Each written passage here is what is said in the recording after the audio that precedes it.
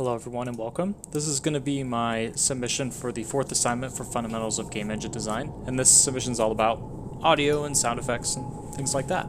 So for this assignment, I continued working with the last project that I've been working with up until this point, and I essentially added sound effects to it.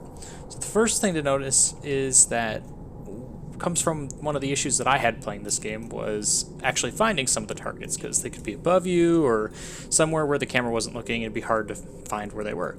So I have about 4 different unique sound effects for these targets, and on occasion each target has its own, we'll call it a heartbeat, and at each heartbeat interval it'll play the sound, and the sound emitter is tied to the 3D space or 3D position of where the target head actually is. So I'm rotating the camera so you can kind of hear that a little bit.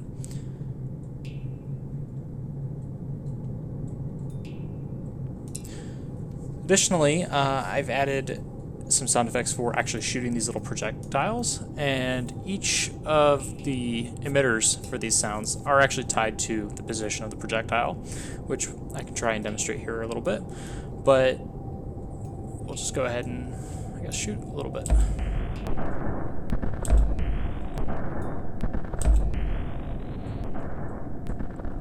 So I'll go ahead and shoot over here, and we can turn the camera a little bit. You can hear that it does, in fact, get quieter as it goes off into the distance. We'll do that one more time.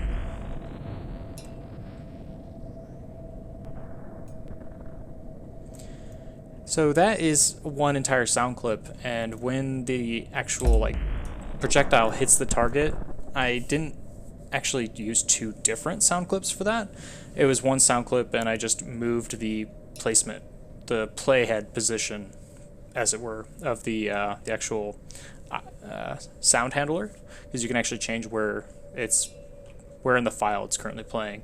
So that's how I handled the little hit sound effect. Alright, and that's it. So I appreciate you taking the time to watch.